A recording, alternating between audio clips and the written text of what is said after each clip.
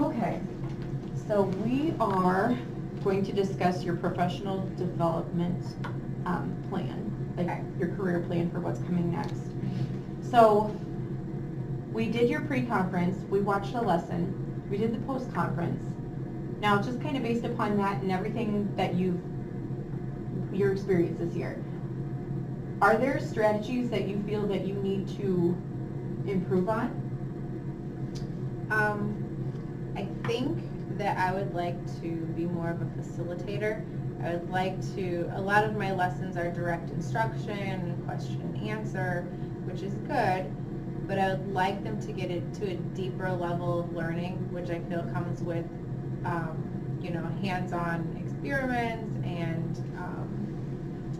centers and project-based learning and things where they can apply the things that I'm teaching them so that I can really see that level of understanding be as high as possible. Okay.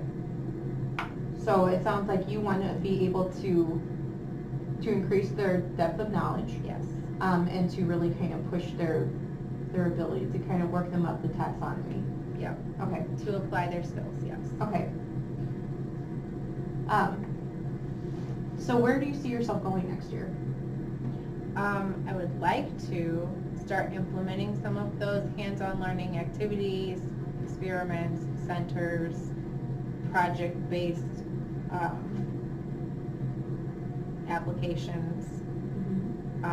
So just planning those out and implementing them would be my plan for next year to get into that. Okay. So what would be your next steps? Like how would you get there? I would like to observe other teachers, Okay. maybe do some research on best practice of the most efficient and scientifically researched ways to do that. And so mine could be the most effective when I start. Okay.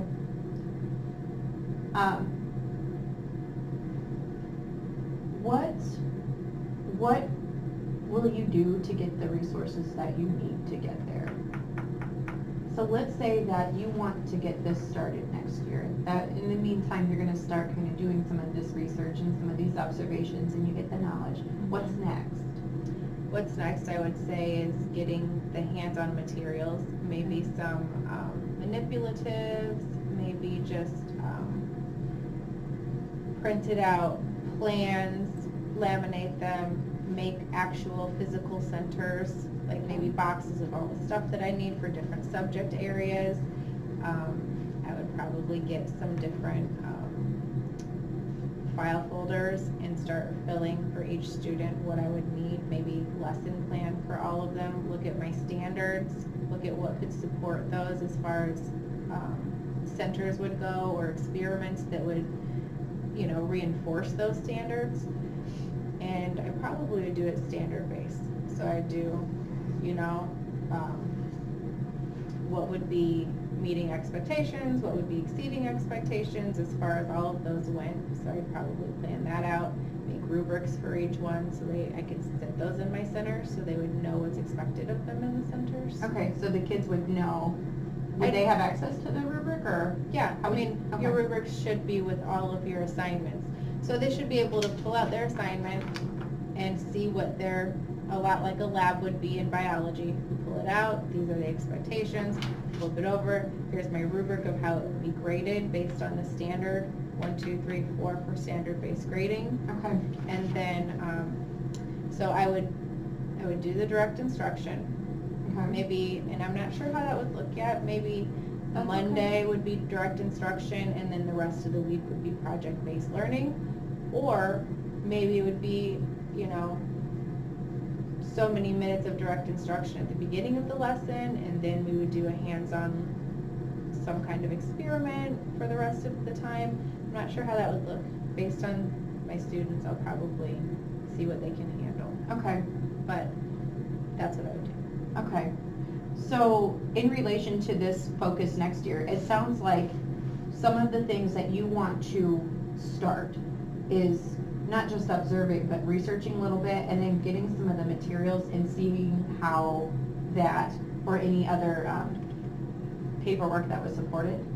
would work, like kind of observing it in a couple different ways. It sounds like ultimately this has a really nice layout to it, but it takes a lot of work to get there. Yeah. So your end result would be you doing some direct instruction, and they are kind of guiding their own learning, but with you in there to support it. Right, me facilitating the learning, yes. Okay. And then by doing that, they can increase their depth of knowledge. Yes. So that stretch goal kind of sounds like okay, let's say that 3 years from now you have the same kids and you're still teaching the same stuff. What would be that last little, like, one bit that you could say, all right, perfect, this is what I want?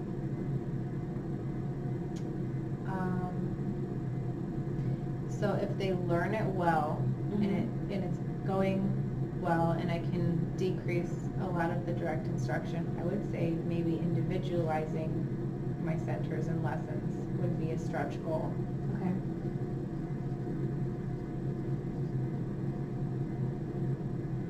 To each student.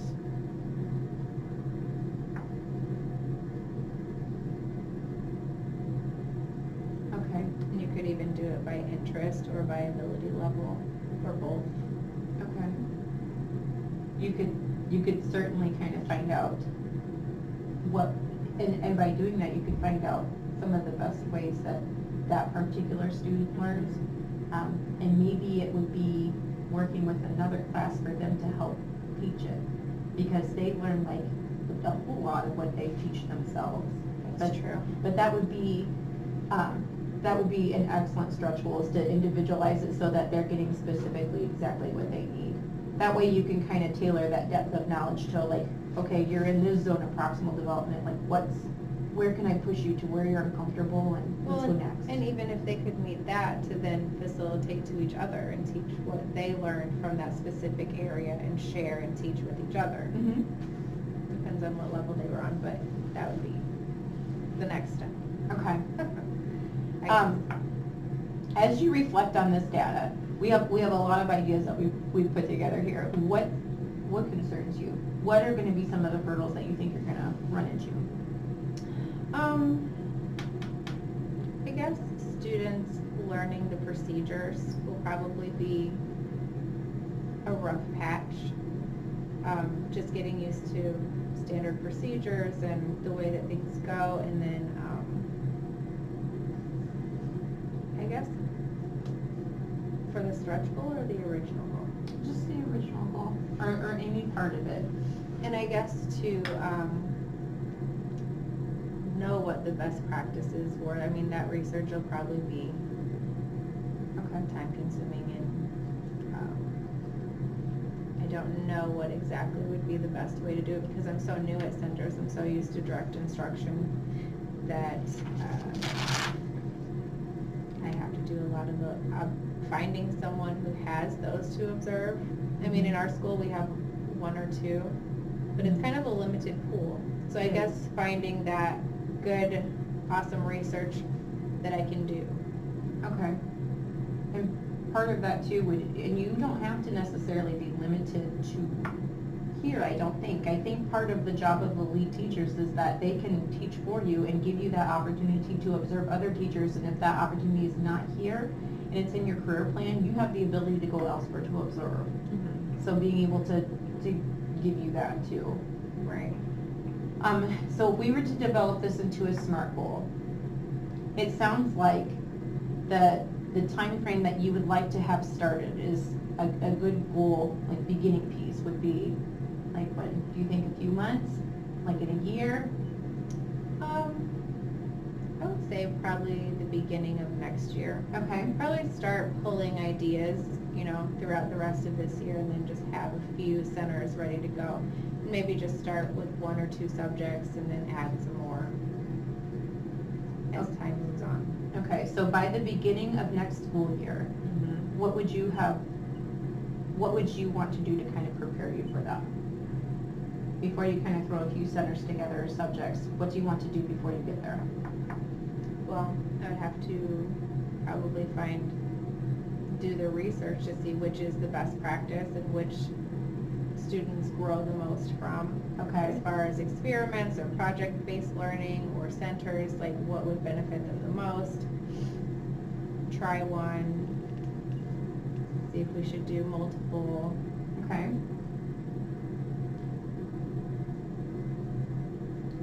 So maybe if you could research not just best practice, but like you said, project-based learning centers, you Yep. said facilitated learning, or even individualizing instruction. Right. All of those could be great things, and it's nothing that you have to do right now, but you can start working on that. It'd be by the beginning of next year that you kind of start dabbling in that. Yeah.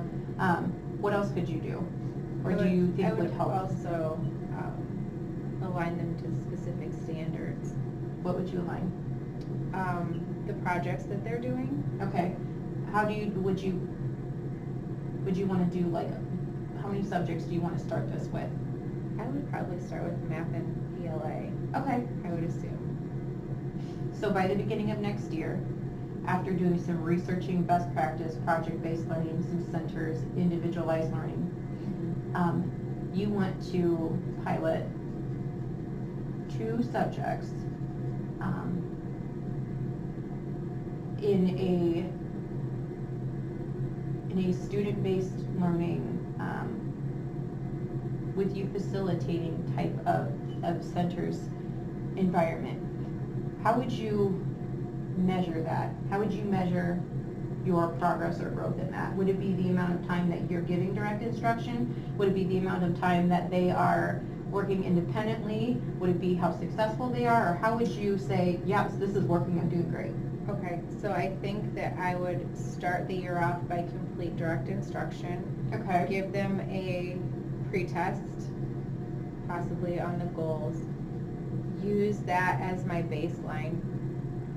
Then scale down the direct instruction while continually testing and see how scores progress or decrease to tell me if that's helping them or not. Okay. Does that make sense? Yeah, so you would start off with just complete 100% direct instruction. You would make sure that you have everything, those 2 subjects would be aligned to your goals or your standards. Yeah. You'd take a look at their baseline, see how they're progressing, scale it down, and then refer to the progress that they've made to see whether or not you need to make adjustments. Right. Okay. If they were progressing, I would decrease a little bit more of the direct instruction. Okay. And increase the project-based learning or whatever it was. Okay. And 2 subjects is a, 2 subjects is a nice start. I definitely wouldn't want to throw yourself, that's a big change to start. And I think you've got yourself started with something very achievable here. The time base that you said, you wanted it done by like maybe the beginning of next year. And this is relevant to your students because, It's relevant because I feel like it would increase their depth of knowledge. Being able to apply skills instead of just regurgitate them is a different level of learning. It shows that Okay. they actually know what we're talking about and can apply those skills, and maybe eventually even be able to teach others, which I think directly connects to standard-based grading, which is what our district is going to. okay, So you can learn it, you're progressing, you're meeting, you know it, or you could teach it to others. okay. So if we're gonna start like the first step of this goal, by beginning the next school year, you're going to research best practice, project-based learning centers, individualization, and you're gonna pilot 2 subjects, preferably math and language, and align it to chosen standards. And then you're going to start it with complete direct instruction, pre-test, post-test. What's your ultimate goal and the amount of time that you want them to independently work? Or, I'm not sure. I think Okay. I would just adjust it based on their growth. okay. And I think this is a good start because this is a really well thought out but deep goal. And it's useful because the whole purpose is it's relevant to increase their depth of knowledge and application. And it sounds like a little bit too, with all of our kiddos being special education, it's important to kind of wean them off of that direct instruction. I mean, we're obligated to do X amount of direct instruction, but as they progress through the school year and through their grades, there's not gonna be quite as much of that, and it will be more independent learning. No, and I think there's some validity to them being able to recognize when they have a weakness and be able to come to me as a facilitator and say, hey, I need a little bit more direct instruction on this, and be able to get that when they need it, but not drown them in it when they don't. Right. So I think that it'll be easier to fill gaps that way Okay, too. okay. All right, do you feel pretty good about it? I do, Okay. actually. Good. All right, good stuff. Thanks.